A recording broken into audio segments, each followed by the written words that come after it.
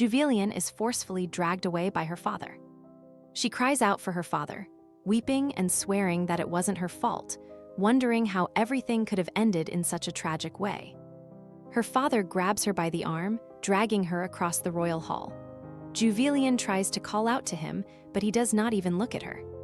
A short while earlier, screams echoed through the hall, accusing that the princess's drink had been poisoned.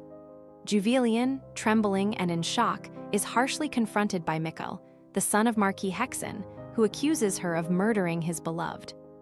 Juvelian tries to defend herself, explaining that the princess only said she was thirsty and she was just trying to help, but Mikkel cuts her off, demanding an end to that charade. Mikkel throws it in Juvelian's face that she acted out of pure revenge for being rejected by him in favor of her highness. In the wake of the scandal, the surrounding nobles begin to whisper malicious gossip, commenting that Juvelian is exactly the kind of envious person who would do something like that. Rumors spread that she never got over the breakup with Mikkel and began to harass and stalk any woman who tried to get close to him. Juvelian clutches the hem of her dress in frustration and internally admits that she hated the princess for stealing Mikkel, but she swears she would never wish death upon anyone. It is at that moment that footsteps announce the arrival of her father, Duke Florian. Later, the king immediately orders Juvelian to be locked in the dungeon for the crime committed. Juvelian cries and tries to defend herself, asking if her father trusts her. The duke, however, slaps his daughter's hand away, forcing her to step back from him. He turns to the king and tells him to follow him. The king asserts that she could very well be plotting something treacherous and suggests an even worse fate, locking her in the dreaded shadow chamber. The shadow chamber is an isolated place from which no one returns, where neither magic nor sword aura works, being a destination reserved strictly for criminals convicted of high treason. Upon realizing that her own father is suggesting sending her there, Juvelian faces a heartbreaking reality. It means he has completely given up on her and abandoned her. The magical prison opens, and as she is pushed inside the dark cell, Juvelian curls up and reflects that, in truth, she is already used to rejection. She recalls her childhood, when she used to try to get close to her father because she missed him so much. But the Duke would simply shoo her away, telling her never to seek him out again for such trivial reasons. The painful memories continue. Juvelian remembers crying alone in the corners of the mansion and how he did not even attend her debutante ball. The abandonment at the most important moment of her youth was the confirmation she needed. Her father never loved her. Standing before Juvelian, the Duke pulls something out of his suit, an object that he hands over to her, a dagger. Horrified, she realizes her father's implicit intentions and wonders if he truly wants her to do this.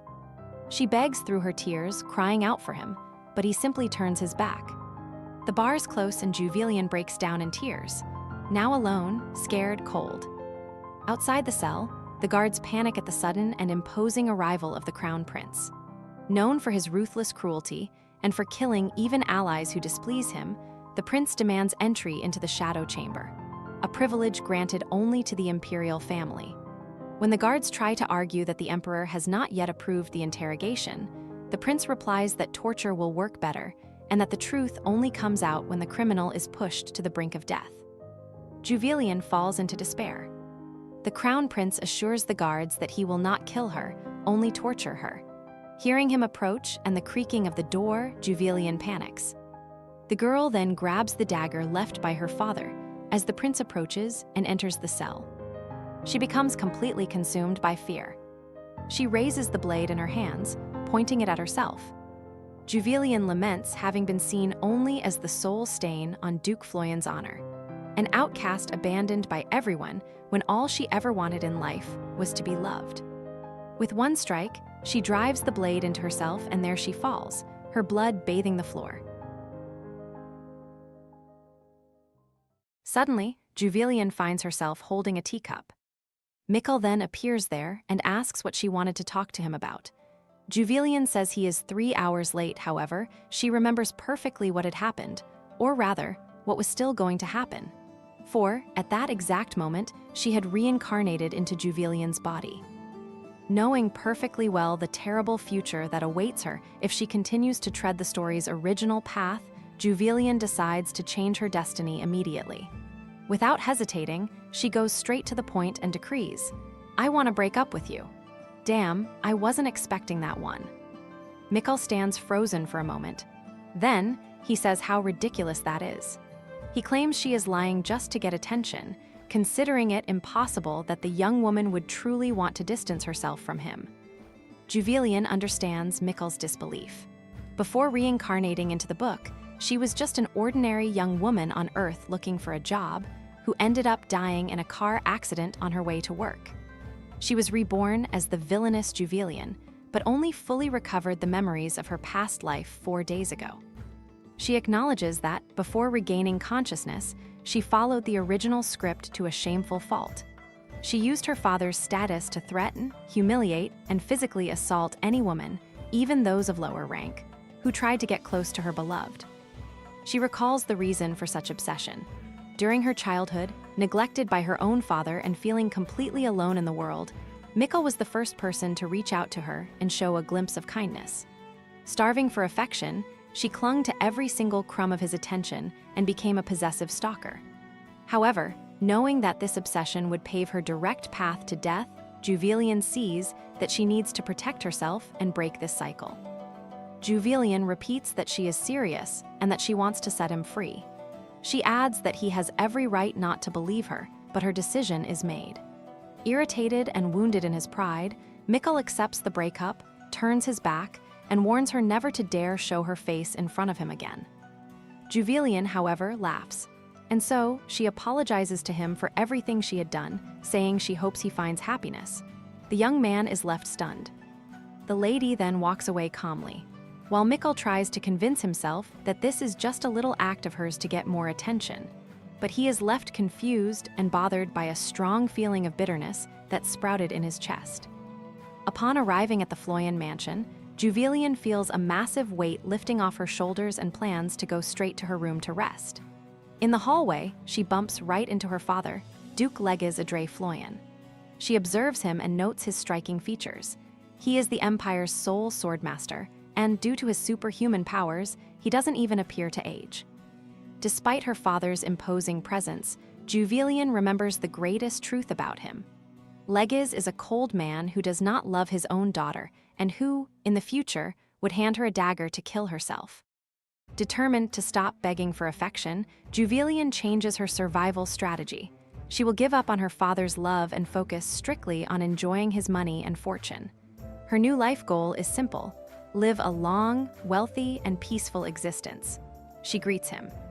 The Duke does not say a single word, exactly as she expected. Thus, she attempts to excuse herself. Surprising the young woman, the Duke breaks the silence and comments that she came home early today, asking if there was no training. Juvelian hesitates for a second, unsure if he is actually striking up a conversation with her. Juvelian realizes her father is right. In the past, she would be far too busy chasing Mikkel to come home at this hour. She responds evasively, and the Duke furrows his brow, asking the reason for the change. Juvelian decides to lay her cards on the table and explains she realized Mikkel does not love her, and that she doesn't want to spend the rest of her life alongside someone who does not like her. The Duke does not seem to like that. He planned to make Mikkel his son-in-law and political successor, since she is an only child. To make it clear that she will not accept an unhappy arranged marriage, she firmly points out that she wants to marry someone who truly loves her, as her desire is to be happy. Duke Legis merely sighs and walks away without saying anything else. Juvelian interprets this attitude as the classic disdain of a father who doesn't want to waste time talking to a foolish daughter and who would abandon her without hesitation. She accepts this well and hopes he continues to ignore her as he always did, allowing her to live in peace and quiet in her own corner. Meanwhile, in the mansion's staff quarters, the maids are trembling and terrified. They comment that the only person capable of controlling Juvelian's outbursts, Mikkel, is now out of the picture. Knowing that their mistress has a violent temper and usually breaks everything in sight when she is angry, they imagine her room must be completely destroyed after the breakup. The maid Marilyn approaches the room with the bath preparations and knocks timidly on the door. Upon entering, She catches Juvelian with her head down and tears streaming down her face. Marilyn panics, thinking her mistress is suffering deeply from a broken heart, and tries to step closer. In reality, Juvelian's tears are nothing more than a physical reflex caused by a massive yawn of sleepiness. Noticing Marilyn's despair and look of pure pity, Juvelian feels extremely embarrassed for opening her mouth so wide in front of the employee. She tries to cover up the situation by simply saying she is very tired and prefers to take a bath the next day. Marilyn, thinking the lady is depressed over the breakup, accepts the order with eyes full of tears and apologizes before leaving. Juvelian is left confused by the maid's sudden crying and decides she needs to start treating the staff better to avoid misunderstandings. Outside, Marilyn wipes her own tears, completely moved. She goes over to the other maids and spreads the rumor that the pain of the breakup was too much for Juvelian to bear, to the point of making her cry. With that, Juvelian's father appears right there, asking if she was truly crying. And so, he asks the maid to tell him everything she knows. This just got way more interesting. Wait a minute. You've watched this far and still haven't liked or subscribed? Come on, my dear, give me a hand. Like and subscribe to win a cookie. Juvelian wakes up excited, feeling that it will be a good day. However, her joy is short-lived. The maid Marilyn enters the room and announces that the Duke has summoned her to have breakfast with him. The news brings an air of strangeness, since her father never had the habit of sharing meals with her. At the table, Juvelian eats with a grumpy face. The silence is awkward. She can barely swallow her food under the fixed, piercing gaze of Duke Legges. Nervous about this unprecedented situation, she pokes at her food while her father piles more items onto her plate and dryly commands, "Eat." The Duke recalls Marilyn's report about the breakup with Mikkel Hessen being a massive shock to Juvelian, causing her to cry the previous night. At the same time, Juvelian holds an internal monologue, judging herself to be pathetic. She compares her own mediocrity to her father's grandeur. Duke Legges is the highest-ranking noble in the Empire, leader of the Central Army and the Imperial Order of Knights, as well as the greatest national hero who led the victory in the war 20 years ago. While he is a demigod, she sees herself as an antisocial outcast, friendless, and the laughingstock of the nobility due to her old obsession with Mikkel. The silence is broken when Duke Legges asks directly, "Juvelian, what do you look for in a man?" The young woman chokes on the question, and the utensils slip from her hands. She panics, suspecting that her father, who never cared about her before, is already trying to find a replacement for Mikkel to secure a son-in-law to serve as his political successor. To avoid an unwanted arranged engagement, Juvelian devises a strategy. She will pretend she desires an impossibly perfect man so that no candidate will measure up, without angering her father. She considers saying she wants someone stronger than the Duke himself, but she knows such a man does not exist in the world, since Legges is the most powerful warrior in the Empire. Juvelian responds with a nervous smile, listing her demands. The suitor must have wealth, honor, family status, looks, and skills, all at the highest possible level. If he does not possess all of these, she states she would prefer not to marry at all. The Duke simply processes the information and says, "I appreciate it." Relieved to think her plan worked, Juvelian is caught off guard when Legges tacks on a new order. "Let us go for a stroll together." Juvelian freezes. In all her 18 years of life, her father has never taken her out for a stroll. Without understanding his true intentions, she accepts the invitation, gripped by a mix of nervousness and confusion. Haha, he changed overnight completely out of nowhere. I'm curious. They arrive at the bustling Arcade Street, a commercial hub for luxury goods and fabrics.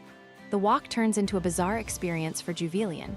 Every time she stops and stares at a product or fabric, commenting mentally on its quality or high price, Duke Legges simply points and orders his assistant Neil.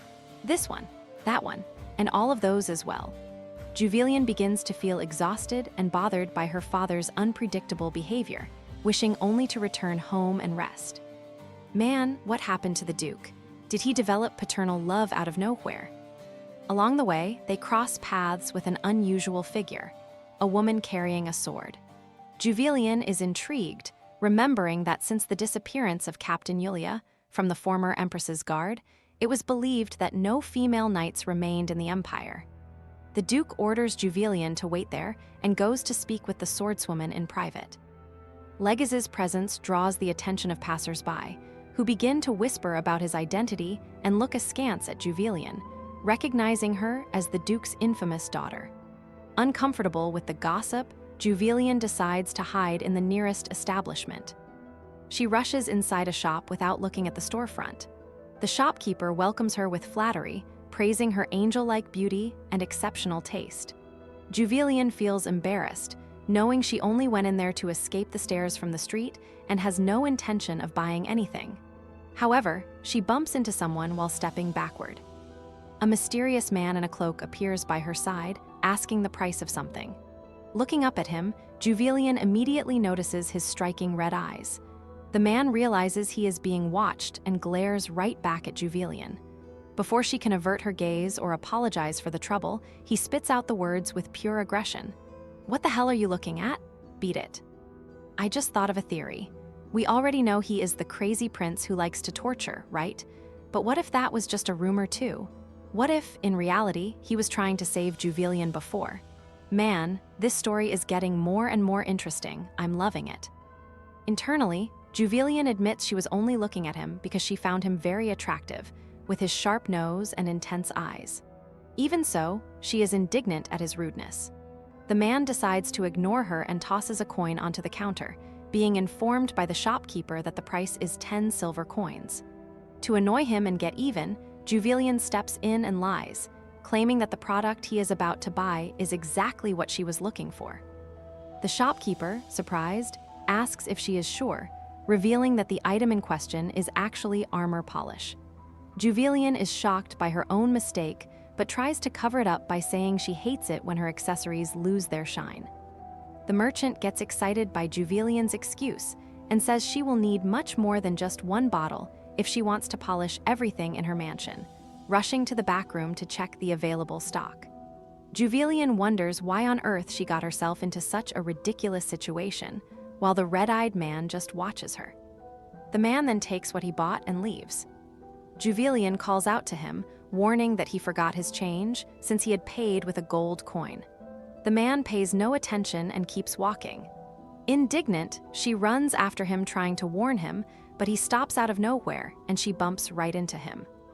Juvelian explains that 1 gold coin is enough money to support an ordinary family for 2 weeks, and that such an amount would buy 10 bottles of armor polish.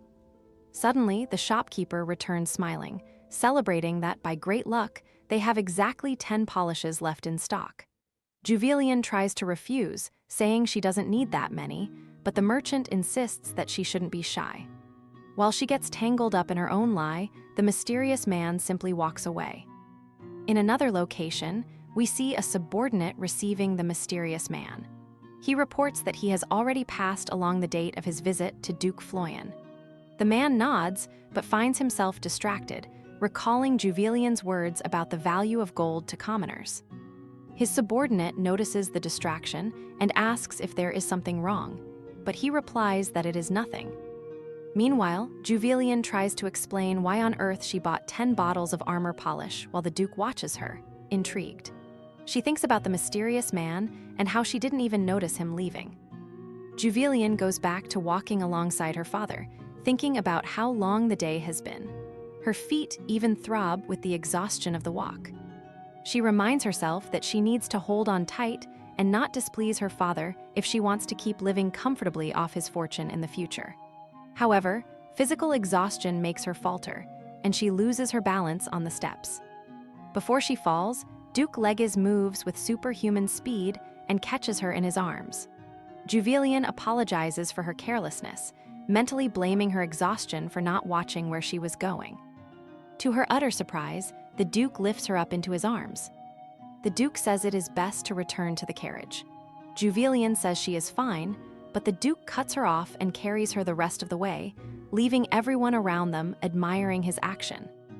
This is while Juvelian wonders what happened to him, after all. While being carried toward the carriage, Juvelian tries to decipher her father's contradictory behavior. She asks him to put her down and says they can go back to shopping, but the Duke is pragmatic and determined to return home. Suddenly, the girl begins to feel strange. While her father says he will find someone she likes, and that, since her opinion matters, Juvillian begins to lose consciousness. The Duke finds it odd and asks if she is all right, despite her saying that he doesn't need to worry about her. The Duke looks completely incredulous. Juvillian faints in his arms.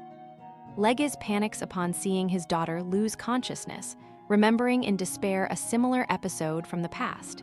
This was not the first time. Back home, the Duke begs Juvillian not to leave him, even calling her by her childhood nickname, Juvel. Juvillian begins to regain consciousness. She finds it very strange to hear that affectionate name and wonders why her father seems to be crying, as she deems it impossible for him to act that way.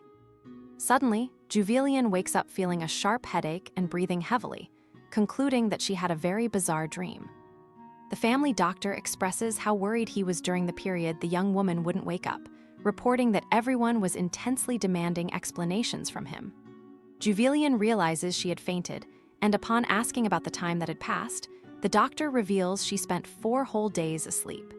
Startled, Marilyn and the other servants surround the young woman, celebrating her recovery. Juvillian notices a large quantity of flowers and get-well letters in her room and questions the meaning of it all. Marilyn explains that all the ladies from the most prominent noble families sent those gifts and messages. Internally, Juvillian is suspicious of the situation. Knowing that her personal trait is having no true friends, she concludes that all of it must be out of self-interest. Duke Legis enters the quarters. Juvillian is surprised. He then gently touches her forehead, seeing that she is already feeling better. The girl truly wonders if this is still a dream. Then the Duke turns and leaves, telling her to rest a bit more. Seeing him depart immediately, Juvillian reaffirms to herself that he is a cold-hearted father who shows no real concern for his sick daughter. Reflecting on what happened, Juvillian realizes that all the flowers and letters were sent solely because of her father's reputation and surname, and that none of those people actually care about her well-being. She acknowledges that she is nothing without the Duke's influence and money. Marilyn asks if her mistress is really going to reply to all the letters received. Juvillian confirms her intention, claiming that if they went to the trouble of sending them out of concern, the polite thing to do is to reply personally. Her real objective with this is to take the first step toward rebuilding her image before society, reversing the terrible reputation left by her previous misdeeds. Thus, Juvillian focuses on her writing and other studies, leaving the maids perplexed. Knowing that her father will not pass the ducal title to her, the young woman decides she needs to learn how to manage the decent amount of money she will receive as an inheritance. With this focus, she kicks off her practical plans to become completely independent of her father. I agree, studying can be pretty boring, but that's life. She recognizes that the exhaustion is the price for having neglected her studies for so long. Feeling 10 years older due to the mental effort, she forces herself to stay firm in her purpose of seeking independence. When she enters the library, she bumps right into her father, looking completely elegant. She gets a start upon finding the Duke. She tries to greet him by wishing him a good morning, but her father reprimands her immediately, pointing out that it is already late afternoon and not morning.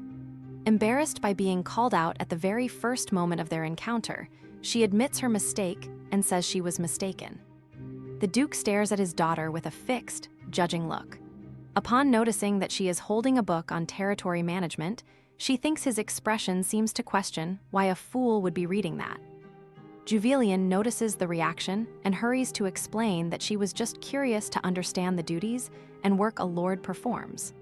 Legis asks why she wants to know about that, making Juvillian fear he suspects some ambition of hers over the lands. She energetically reinforces that it is just out of pure curiosity, without any ulterior motive. The Duke orders her to sit down. She remembers the doctor told her to avoid stress and keep relaxed, but her father's comment does the complete opposite. Legis decides to test his daughter and asks if she knows what the 3 elements that constitute a fiefdom are.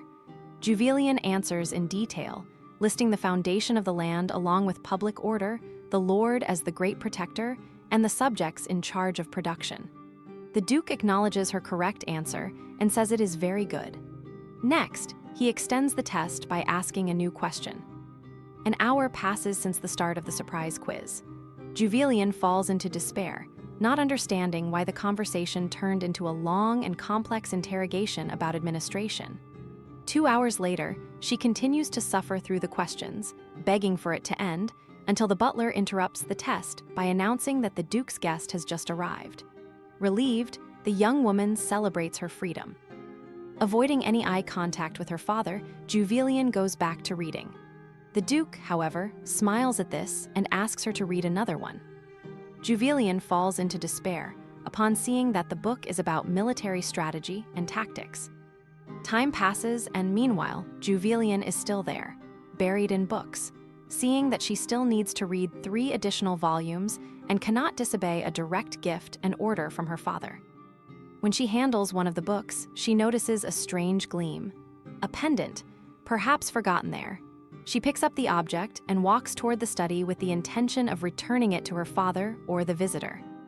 As she approaches the door, she hesitates upon overhearing an argument coming from inside. Someone says to stop trying to convince him and to mind their own business.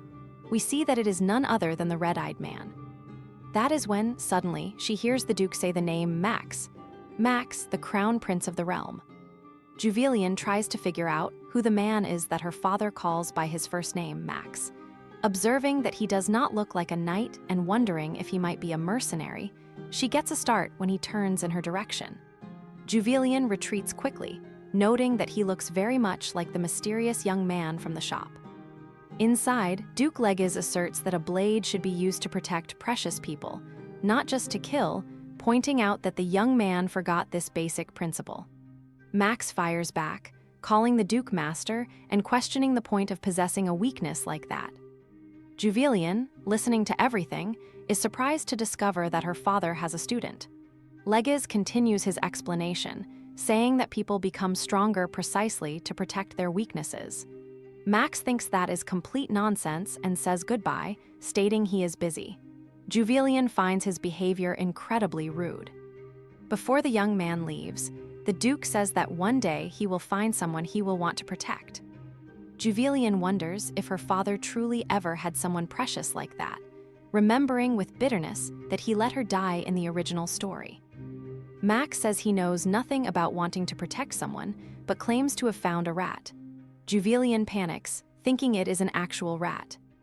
Max draws his sword and offers to eliminate the intruder, but Duke Legis immediately forbids him. Juvelian wonders why on earth her father won't let Max kill the rat. The Duke warns Max not to lay a single finger on it, threatening to show no mercy if he dares touch it. Scared and pricing her life, Juvelian decides to walk away with quick steps, resolving to return the forgotten pendant at another time. Alone, the Duke questions whether Max will continue to call Juvelian that way, even knowing who she is. Max makes the excuse that it was too dark to tell. In his thoughts, Max sees that there is only one person in the world capable of making him so sensitive. The young man recalls the last 10 years in which he began training with the Duke, and how he learned just how rigid and implacable that man is. He remembers that the only time he saw his master lower his guard was when pronouncing the name Juvel, Legis's daughter. Max clenches his fists and swears to himself that he will never end up like Legis, refusing to put a collar around his own neck because of another person. Thus, he turns around and leaves. Legis remembers Max's past. The former empress, trembling in her bed, begs Legis to protect that child until he can look after himself, commanding young Max to survive. At the empress's funeral, the people around whispered, calling the deceased a weak woman and saying the prince was now like a wingless bird. Faced with young Max's fury, Legis says he understands his anger because he has already gone through the same thing, explaining that that child was the sole reason he kept living without turning into a monster, foreseeing that Max would also find someone special in the future. At the mansion, Juvelian talks to Marilyn about the rats. Worried about the size of the house and the possibility of the animals multiplying, she states she will speak with the butler to resolve the problem immediately. Later, Legis observes his daughter and realizes she took the conversation with Max completely literally. Knowing that no actual rodents exist there, the Duke calls his assistant Derek and asks where rats are usually found. Derek is confused by the question, but the Duke brushes it off and changes the subject, questioning the progress of the list of suitors for Juvelian. The assistant reports that the gathering of information based on family, appearance, wealth, and reputation will be completed later today. Next, Derek mentions that Mikkel Hessen has been looking for them. Duke Legges shows deep irritation upon hearing the young man's name, questioning what that bastard wants. Man, this just keeps getting better and better. Legges actually loves Juvelian very much, so what happened there at the beginning? And as for Max, Mano, there are so many plots, I'm loving it, ha.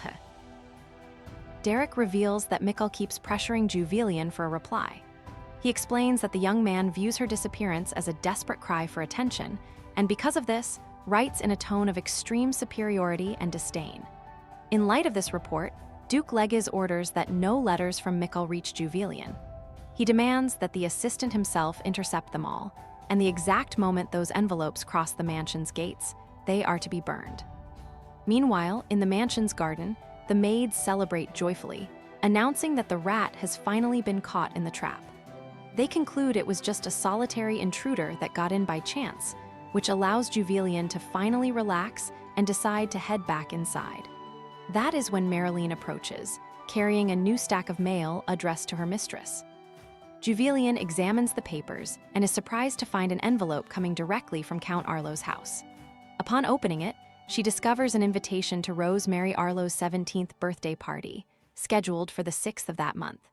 Juvelian recalls that, in the future of the original story, Rose becomes one of the princess's closest confidants and one of the main people responsible for her ruin. She notes that, for now, the two of them are not yet on bad terms. With 3 weeks left until the event, Juvelian decides to take action to avoid her tragic fate. Clapping her hands lightly, she instructs Marilyn to bring some fresh flowers from the garden and orders Sella to provide decorative lace and ribbons, not forgetting to ask for a piece of cake to go with it. She reflects that pursuing financial independence is great, but fixing her death flag before society is equally urgent. At the Arlo residence, young Rose Mary beams with joy upon opening Juvelian's mail. The envelope contains a handwritten reply, affectionately decorated with pressed flowers, in which Juvelian accepts the invitation and hopes her presence won't be a bother. Rose is enchanted and amazed to see that the influential Lady Floyan went to the trouble of decorating it personally for her. Rose confesses how much she idolized Juvelian in the past, remembering how she thought she looked like a perfect doll. She recalls a night when she tried to greet her timidly, but ended up being completely ignored by Juvelian, who walked right past her while chasing after Mikkel. Rose leaves the resentment behind, determined to reply to the note as quickly as possible, while her own maid begs in vain for her to behave in a more dignified manner. Back in her quarters, Juvelian receives Rose's reply. Reading the long, enthusiastic text, where the girl admits she loved the pressed flowers and tried to copy the idea, Juvelian lets out a laugh, finding the attitude adorable, even though the text is excessively long. Marilyn observes the scene and notes that her mistress seems genuinely happy debating what to write to the one who might be her first true friend in high society. The news about the letter spreads like wildfire among the young women of high society. At a gathering of nobles, the ladies comment in astonishment that Juvelian seems to have finally matured, since the formerly snobbish girl accepted a common invitation instead of simply ignoring it as usual, given that she used to only attend imperial banquets. While some suspect an evil plot, others note with envy that letters decorated with flowers and ribbons have become the newest fashion sensation because of Juvelian. And all of this is overheard by Mikkel. Mikkel Hessen returns home. Upon being received by his staff, he immediately orders them to send a letter to Count Arlo, announcing that he has decided to attend the birthday party. He questions whether any mail has arrived for him, and upon receiving a negative answer, demands to be left alone. Mikkel grinds his teeth and throws his cup to the floor upon realizing that Juvelian ignored only his letter, convincing himself that she is doing this just to get his attention. Consumed by hatred, Mikkel swears he will get even. Juvelian walks along, reflecting on Lady Arlo's birthday. Aware of how much the young woman is looking forward to the date, she recognizes that she cannot choose just any random gift. The merchants around her are all left dumbfounded by what they see. That is when we see an entire battalion following the girl, by order of the Duke himself. Haha, I am loving this. She recalls her father's imposition, as he had forbidden her from going out unless she was accompanied by an escort knight. Bothered by the pressure of dragging a whole dozen soldiers through the streets, she laments, since all she wanted most was to live a quiet life. The girl stops in front of a rustic, weathered storefront. Sir Geraldine questions whether she is sure that is where she wants to go, commenting that the place looks closed. Juvelian asks him to show more respect in public and assures him she is at the correct address. Geraldine stares at the workshop next door, called the Greta Workshop, which is visibly larger and more imposing, and thinks that Juvelian's taste in shops is truly exotic. Upon entering, the environment proves to be bleak.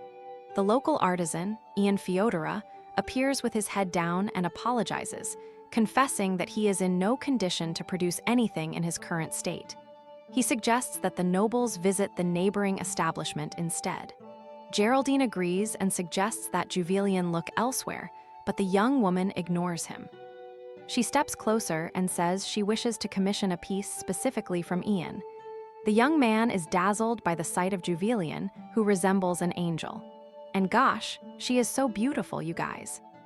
The young man blushes and asks them to leave, reinforcing that he is unable to work. Juvelian asserts that she believes in him and knows he will do a much better job than any other professional. She smiles and declares that he will become the best artisan in the entire empire. Ian is deeply moved by her words, seeing her as an angel once again. He even sheds a tear and covers it up by saying some dust got in his eye. Juvelian recalls that, in the original story, Ian lived in a terrible slump due to the pressure of inheriting the family business. However, 6 months from now, the necklace he will create for the princess's coming-of-age ceremony will transform high society and establish him as a genius. Juvelian celebrates the fact that she secured the backing of a promising talent before his market value skyrocketed.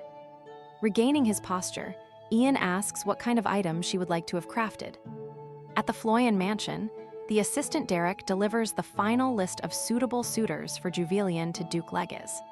Upon examining the papers, the Duke's face darkens immediately as he notices the name Maximilian Kasha. He circles the name and orders Derek to remove it from the list immediately. Before he can give further instructions, a knock on the door interrupts the conversation. A staff member announces that a messenger from the Emperor demands the Duke's urgent presence at the Imperial Palace. Far from there, free from the excessive escort, and having left the simple project with the artisan, Juvelian decides to do some personal shopping. Something she couldn't do last time because she felt watched by her father. Upon entering a shop, her eyes light up as she finds a very beautiful and well-crafted pair of cufflinks. Thinking that the item would look great on Duke Legis, she decides to buy it, concluding that giving the accessory as a gift, along with the pendant she found in the library, will make her father feel less angry with her for the delay in returning it. Haha, I love Juvelian. As she prepares to pay, a voice echoes behind her, calling her by her title. Juvelian turns around with a start and recognizes Radian Droyle, Mikkel's cousin on his mother's side, and known in high society as the leader of a malicious gossip circle. Juvelian replies to the greeting politely, but mentally criticizes his lack of etiquette in approaching her that way. Radian smiles and asks her to keep calling him by his first name, calling her his fair lady. Juvelian remains silent, realizing that his provocations are only meant to draw an aggressive reaction from her. Maintaining her composure, Juvelian says she would love to chat but asks to be excused, claiming she has an appointment. Radian mocks her, asking if something is wrong, and insinuates that she is running away. But the young woman simply says goodbye, turns her back, and takes the jewelry she bought. This, however, catches Radian's attention. Outside, Radian watches her departure with a malicious smile. He notices the purchased package and laughs to himself, noting that just a few days after ending her relationship with Mikkel, Juvelian is buying men's cufflinks. Oh no, I can already foresee where this is going to end. And so, my dear friends, are you enjoying it? Remember to hype the video so we can reach more fans, okay? And to win a cookie, of course. Legiz appears before the emperor. The sovereign claims that a rat has infiltrated his quarters and that he won't be able to sleep if the situation persists, ordering his most trusted servant to resolve the problem personally.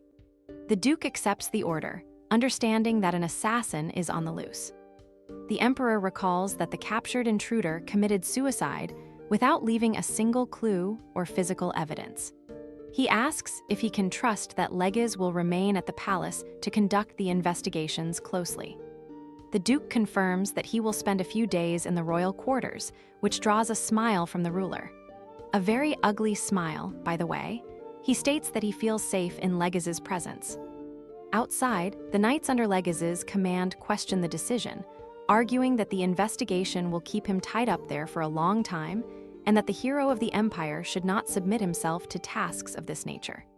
Legiz tells them to shut their mouths to avoid unnecessary suspicion. Max, hidden in a tree, is disappointed that Legiz allows himself to be used by the emperor through a weakness. Another knight approaches and reports to the Duke that the escort mission was completed, and that Juvelian seemed very excited shopping for Lady Rose's birthday party. Upon hearing this, Max reflects on the concept of family and questions if such a stupid bond is what makes someone precious.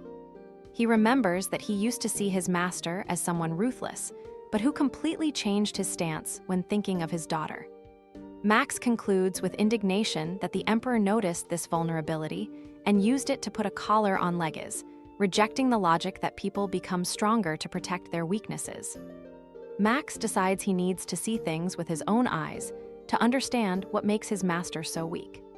At the Hessen family residence, Radian Droyle walks in without ceremony and sits down heavily across from Mikkel, complaining about his tired legs. Mikkel glares at him coldly and demands to know what he wants. Radian asks for tea and comments that he has great news, letting out an ironic sigh as he says it is no wonder Juvelian traded him for another man. Mikkel scowls and demands to know where his cousin heard such nonsense. Radian smiles and assures him that he saw with his own eyes Juvelian buying men's cufflinks as a gift.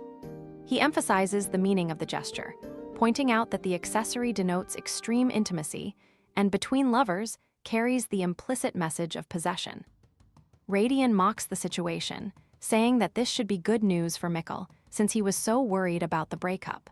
Faced with his cousin's heavy silence, Radian tries to ask the servant for tea, but is interrupted. Mikkel dryly orders his cousin to leave the place immediately. Radian gets up laughing and says goodbye, pretending to be sorry for ruining Mikkel's mood, though he throws one last provocation by suggesting that the true culprit for Mikkel's bad mood isn't him. Alone and trembling with rage, Mikkel recalls Juvelian's passionate declarations from the past, when she used to say he was the only man she would ever love. He clenches his fists and punches one of the counters with such fury that his hands bleed, feeling humiliated that Juvelian has already found a replacement. The servant is startled to see the bleeding, but Mikkel ignores the pain and mentally swears to make Juvelian pay dearly for making a fool out of him. My God, things are getting pretty tense. At the Floyan mansion, Juvelian observes the room with a bundle of papers and notices the silence of the house, questioning if her father will be late again because of work. The maid informs her that the Duke sent word saying he won't be coming home for the next few days due to training. Marilyn watches her from afar and thinks the young woman looks very sad over her father's absence, even though she is actually more interested in getting rid of the pending matter. You can't fool me, Juvelian, you bought a present for him. Night falls and Juve falls asleep after reading some books.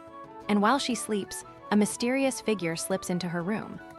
Standing in the darkness, the man observes the sleeping young woman and considers her extremely weak and defenseless, thinking that anyone could attack her at any moment.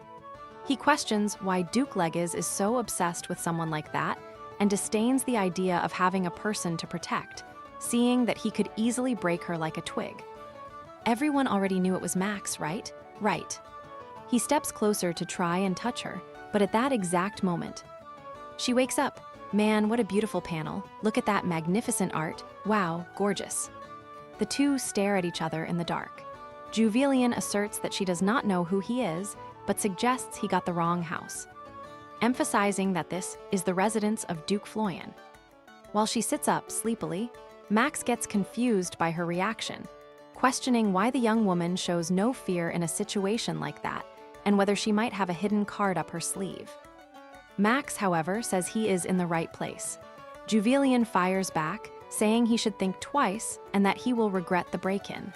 Still sleepy, she begins to mumble, saying she still has at least a year of life left before her fatal destiny.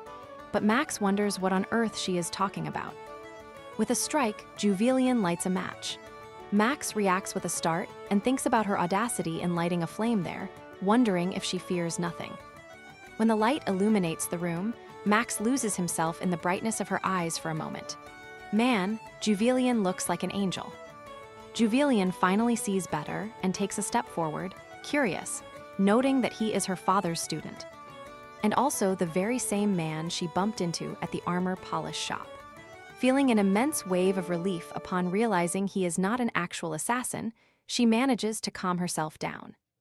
Juvelian recalls the initial panic from when she opened her eyes and saw that dark silhouette, thinking it was a ghost or that she was in a nightmare. She reflects that the presence of a stranger in the dead of night could only mean a thief or an assassin hired because of her terrible reputation and past misdeeds. Desperate at the thought of the main villainess dying before the grand coming-of-age celebration, she had forced that brave front to claim he was in the wrong house. Ha ha ha, man, I love Juvelian. The young woman sits on the bed and lets out a deep sigh to relieve the scare, thinking how lucky it is that the intruder is just her father's disciple. She mentally notes that she needs to lock the windows better next time. Max calls out to her again, and Juvelian turns to him and asks him to stop being so rude, demanding manners, even if he is the Duke's student. Max fires back, asking why he should do that. Bothered by the young man's cynicism, Juvelian gets annoyed at having been frightened in the middle of the night and thinks the only reason she doesn't take drastic action is because he has a bond with her father. Knocks echo at the door, and a maid's voice asks if there is something wrong in the room. Juvelian hesitates, but at that very moment, she is startled to see the young man draw his sword and take her hostage. Max, careful Max, if the Duke finds out about this. The maid insists, asking if her mistress is doing well. Max glares threateningly at Juvelian, making it crystal clear that he wants her to send the staff away. Understanding the hint, the young woman replies that everything is fine and that she simply lost her sleep, deciding to read a bit. Actually, they were knights, okay. Satisfied with the explanation, they say goodnight and withdraw. Juvelian asks Max to lower his blade, since she did exactly what he wanted. Max asks if that is all she has to say, and she points out that he broke in without permission, but she is interrupted by a long yawn right in the middle of her sentence. Max is left incredulous at the sight of her yawning in a situation like that. Juvelian thinks that sleepiness just hit her incredibly hard, out of nowhere. Max pulls the blade away from her and asks what on earth she thinks she is doing.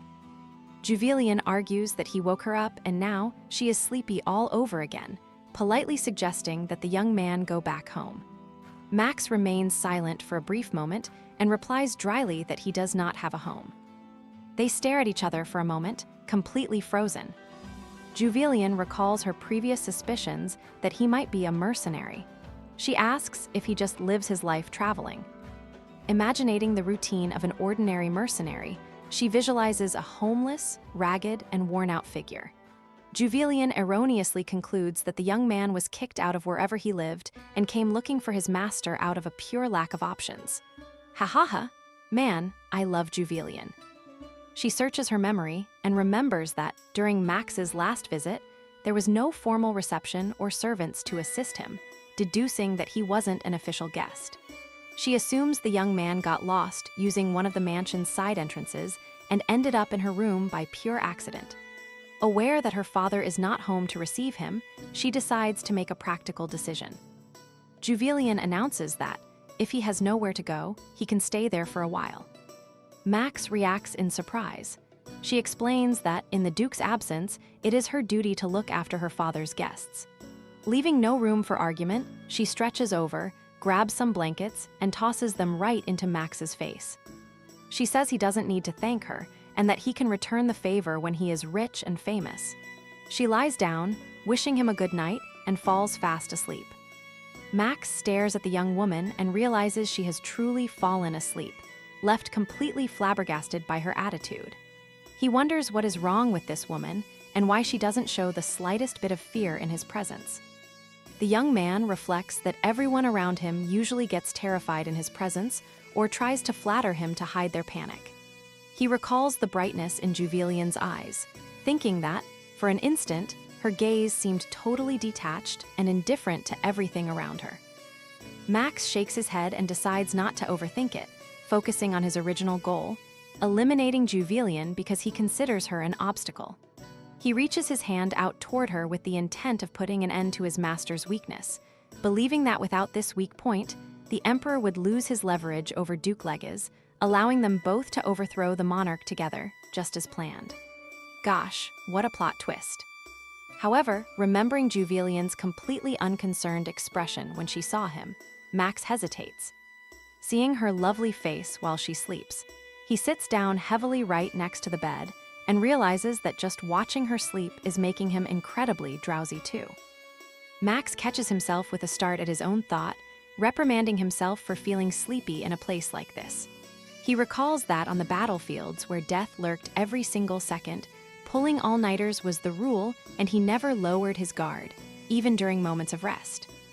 Despite trying to fight off the exhaustion and repeating to himself that he cannot sleep there, Max seems to be completely hypnotized by Juvelian's sheer comfort.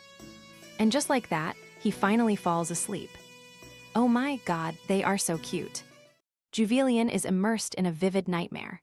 In the dream, a colossal dragon spreads chaos, making everyone run and scream in terror while the ground explodes into flames.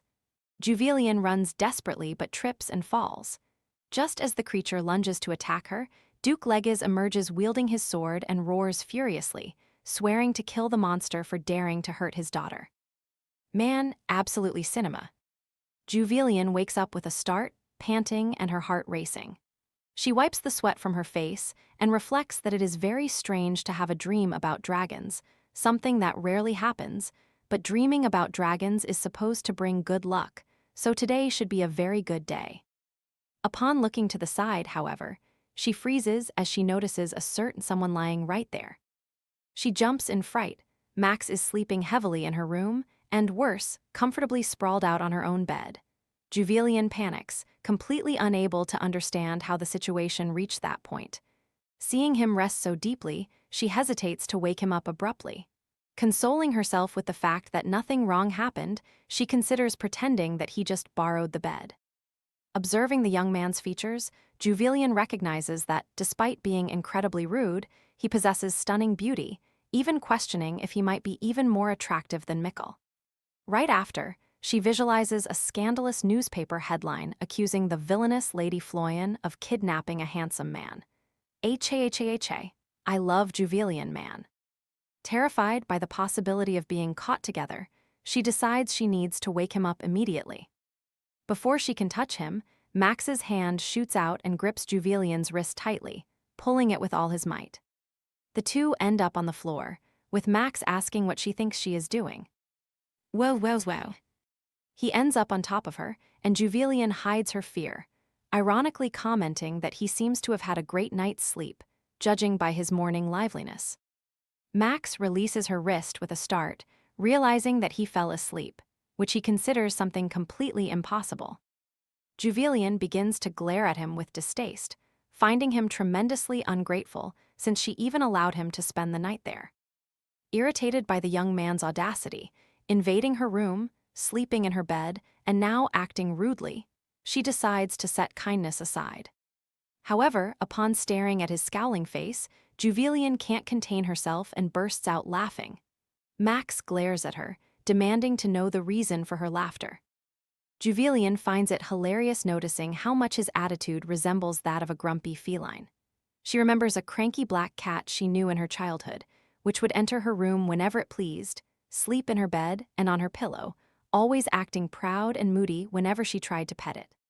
Laughing to herself at the comparison, she tries to apologize but confesses she can't stop laughing when she thinks of the animal.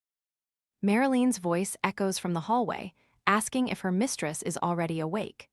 Juvillian snaps into alert, knowing she needs to calm down and act fast so the servants don't witness this scene. The girl then guides Max to the wardrobe and, with a sweet smile plastered on her face, tells him not to make a sound, as she doesn't want anyone to get the wrong idea about the situation. Max questions what those wrong conclusions would be. Trying to explain in simple terms, Juvillian compares it to the animal term of mating. Upon hearing the word, Max turns completely red and begins to yell in shock, but Juvillian covers his mouth immediately, desperate at the sound of the maid's footsteps outside. At which point the maid finds the noise rather strange and decides to just walk right into the room. Mariline tries to open the door, but finds that it is locked. Taking advantage of the brief pause, Juvillian whispers to Max that he doesn't want people getting the wrong ideas either, suggesting they cooperate to resolve the situation. The young man gives in and nods his head. Satisfied, Juvillian pats the top of his head, saying he should have just agreed from the very beginning. Max clenches his fists, incredulous and indignant at her audacity for touching him like that. The maid calls out again, and Juvillian answers that she is coming. Juvillian unlocks the door and attends to Mariline, apologizing for worrying her and explaining that she locked the entrance out of fear that someone might walk in by surprise. The maid finds it funny and comments that no one would be crazy enough to break into the Floyan mansion, a place even thieves avoid. Juvillian smiles, fully aware that the crazy intruder is right there. She argues that she prefers to be safe, especially since her father is not home. Mariline interprets her mistress's concern as homesickness and anxiety over Duke Legaz's absence. She tries to calm her down, reassuring her that the master will return soon and suggesting that Juvillian go out to get some fresh air. While chatting, the maid suddenly notices the young noblewoman's wrist and lets out a startled gasp at what she sees. Locked in the closet for 20 minutes, Max begins to lose himself in his thoughts and complains about Juvillian's delay. He questions what he is still doing there and evaluates her behavior as something completely nonsensical. Max reflects on how she laughed and acted with indifference when she should have been terrified, unable to decipher the young woman's reactions. "Ooh la la, are you falling in love, Max?" Suddenly, Max hears groans of pain coming from the bedroom. He hears Juvillian asking Mariline to massage a little further down. Initially, the young man snaps into alert, questioning what is going on. However, his mind ends up wandering to naughty thoughts, remembering what Juvillian had mentioned earlier. Mariline suggests calling a doctor, but Juvillian refuses, saying that an ointment will be enough. Max grumbles mentally, thinking she is making a drama out of nothing, until he hears the maid lamenting the amount of purple bruises scattered across her mistress's wrist and shoulder. Juvillian brushes it off, taking the blame by saying she was careless and fell out of bed. In the closet, Max realizes that he caused those injuries when he grabbed her firmly upon waking up. He feels uneasy about it but tries to push the feeling away, repeating to himself the law of the battlefield: the strong survive and the weak die. Just that, right, Max? The conversation in the bedroom finishes, and Juvillian approaches the closet. She then opens the door with a creak, letting Max be struck by the radiant light of her face as she lets him know he can finally come out. Look at that face Max is making. Upon seeing him step out, Juvillian smiles and asks if he is hungry. Max stares at her, confused, and questions the reason behind so much kindness. Quite simply, the young woman replies that food is much tastier when shared with someone and invites him to eat, praising the kitchen chef's talent. Faced with her invitation and her smile, Max's heart beats faster than usual. To the young guest's deep consternation, the offered meal consists solely of cucumber sandwiches. He enters a true internal conflict and trembles with revulsion, for he hates cucumbers more than anything else in the world. Jesus, man, who eats a cucumber sandwich? Noticing his obvious hesitation to touch the plate, Juvillian asks why he isn't eating. cornered and determined not to show weakness so he can carry out his original plan to get the hell out of there, Max forces himself to chew the food under her innocent, sparkling gaze. Juvelian's eyes light up as she asks if it tastes good. Max, however, swallows hard and nods his head, agreeing with her. This is all while wondering what on earth he is doing. Juvelian smiles as her eyes sparkle, saying she was worried Max wouldn't like the cucumbers. Her radiance, however, makes Max's heart falter. He remains silent and takes another bite of the vegan sandwich, seeing that maybe it isn't so bad after all. Moving to the imperial palace. The Prime Minister, Duke Elios, walks with firm steps through the corridors toward the throne room, reflecting on the court's latest rumors. The news that Duke Florian has taken up the post of the emperor's personal bodyguard has already spread. Elios assesses that persistence in this situation could turn the people against the crown, repeating the same mistakes of the past. Coming face to face with the monarch, the Prime Minister cuts straight to the chase and questions whether the intention is to keep Duke Florian in this role for long. The emperor responds with clear disdain and arrogance, stating that he will continue to utilize the nobleman, because for his goals, there is no hound more efficient and obedient than Legis. Ah, what a son of a... That's when we flash back to 20 years ago, at the height of the severe war between the Ashit Empire and the Kingdom of Tegeria.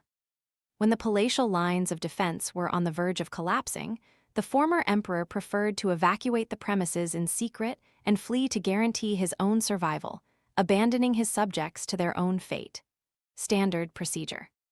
It was amidst that scenario of abandonment that the Knight Legisadre Florian took command of the armed forces and led the empire to a turnaround that secured victory. It is precisely thanks to this grand military feat that the current emperor was able to take the throne and preserve the crown in his possession. At that time, the public support shown by Legis for the monarch was enough to silence the conspiracies demanding his dethronement. Despite this, Duke Elios makes sure to remind the king that the commoners still view him as a coward due to his past flight, which keeps the imperial family's reputation tarnished before society. Elios seriously warns that demoting Duke Florian to minor surveillance tasks will only serve to fuel the people's resentment. He suggests it would be more profitable to focus efforts on discovering who hired the assassins threatening the court. Annoyed by the audacity of the criticism, the emperor loses his patience and orders the prime minister to leave immediately. Before leaving the room, Elios insists that prestige won in the present is much more valuable than past glories and advises the monarch to bring the crown prince back to court as a way to contain Florian's influence. The advisor bids farewell with wishes that the right choice be made, leaving the king alone with his thoughts. Alone in the opulence of the throne room, the emperor rants against the prime minister's petulance. A dark energy begins to emanate from his hands as he recovers his composure, comforting himself with the certainty that, because he holds a crucial secret under lock and key, Duke Florian will never have the power to disobey his orders. Back at the Florian residence, Juvelian yawns while reading a book. Meanwhile, Max takes advantage of the sofa to rest. Wait, didn't he want to leave there as quickly as possible? Juvelian observes him with a grumpy expression. Annoyed at seeing the young man occupying the very piece of furniture she considers her favorite spot to relax. Upon noticing her lingering gaze in his direction, Max asks what she is staring at so much. Juvelian just says she is seeing how comfortable he looks, though Max disagrees, which leaves her irritated. Juve falls silent, but begins to question herself mentally about when he intends to leave, and if he is going to insist on staying over until her father returns from his trip. Juvelian then mentions that Max seems to be quite close to her father, the Duke. Max replies by saying only that the relationship between the two is not bad. The answer and the young man's softer expression surprise the girl, reminding her that she still needs to deliver the cufflinks and the pendant she bought for Legis. Juvelian decides to take the opportunity to gather information about her father's tastes, since Max is his disciple. Faced with the girl's intent and thoughtful look, Max loses his patience and demands that she just say what she wants, as he hates wasting time. Plucking up her courage, she asks what he would think about the idea of gifting someone cufflinks. Max reacts immediately upon hearing the word gift. Juvillian turns red and begins to think about her father's reaction. Would he hate it, and why isn't Max saying anything? Max then pulls the book from her hands and away from her face, asking who she is talking about and who the gift is for. Juvillian stares at Max, surprised by his sudden approach. He was on the couch just a second ago. It seems curiosity hit him hard. The young woman replies that the answer is obvious, assuming he already knows who it is. However, Max is completely mistaken. He recalls the old court rumors, which claimed that the daughter of Duke Florian was madly in love with Sir Mikkel, to the point of ruining her own reputation to follow him. Judging that the girl intends to get back together with her ex-boyfriend, Max calls her a fool and asks if she is really going to give a gift to that despicable fellow. Juvillian suddenly stands up and fires back, saying he is going too far. Max gets even more irritated, thinking it's absurd for her to defend Mikkel while he is trying to help her, and snaps that insisting on someone who doesn't care about her shows a total lack of self-respect. Juvillian glares at him with a dark expression. Juvillian clenches her fists and clarifies that she is not chasing after anyone, but rather delivering the token because she wishes for them to get along, since the recipient is her own father. Upon realizing she was referring to Duke Florian, Max is left entirely speechless and even finds it funny, feeling relieved by the truth. Juvillian, confused by the reaction, asks what is wrong, and he tries to brush it off playfully. To the young woman's astonishment, Max begins to laugh nervously. Irritated, Juvillian demands that he stop laughing and just say what he's thinking. He changes the subject and asks if the cufflinks are indeed the chosen gift. When she confirms it and shows the box, Max downplays it, commenting that it's a useless gift for a master swordsman.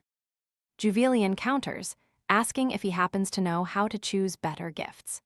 Max mentions that he recently gave something to his own father to cure his old age boredom, but refuses to give details when she curiously asks what it was.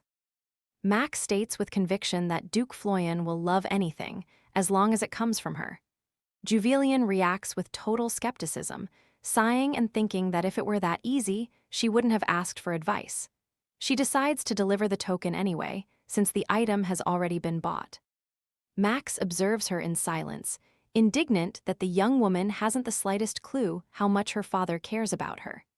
He reflects on how much the master sacrifices for his daughter without her knowing a thing, finding that family dynamic a rather pitiful situation. The scene shifts to the military camp where Duke Legis Florian is stationed. He appears turning down a proposal, rigidly stating that his daughter is afraid of small animals. While the Duke observes the surroundings, one of his subordinates approaches, bringing correspondence and letting him know he has news directly from the family mansion, saying it is about Juvillian. The Duke quickly leaps from the tree to the ground. Legis reacts immediately and demands that the soldier speak up at once if anything happened to her. The subordinate clarifies that the young woman is fine, but reports that she has been showing a lot of anxiety and melancholy due to her father's prolonged absence. The information deeply moves the Duke, imagining his daughter missing him, something she never admitted verbally.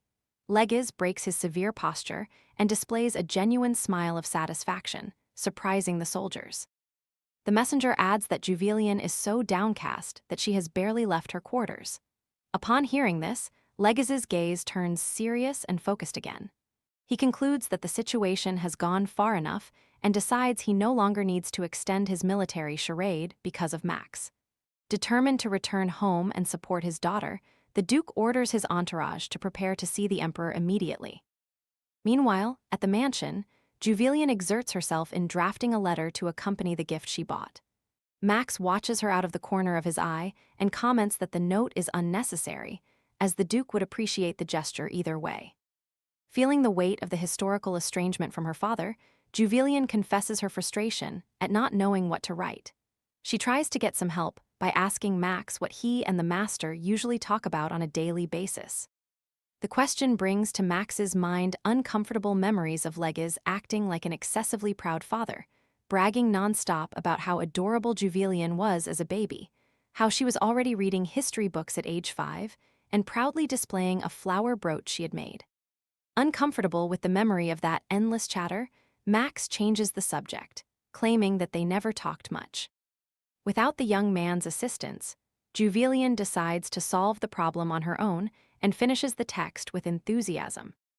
Upon reading the final result, Max asks if she really plans to send the document that way. Juvelian defends her creation, explaining that the message is perfect because it admits her mistakes and asks for forgiveness. However, the text strictly resembles a formal and rigid apology letter. In it, Juvelian confesses to having taken Legiz's pendant during a task and justifies the delay in returning it due to inevitable circumstances, promising never to touch his belongings again and enclosing the cufflinks as a sign of sincerity. Ignoring Max's skepticism, she tells him to be careful in case someone shows up and leaves to drop off the package in her father's office, while the young man mentally anticipates the master's priceless reaction upon reading the note. In the imperial palace, the audience between the emperor and Legiz is marked by heavy tension.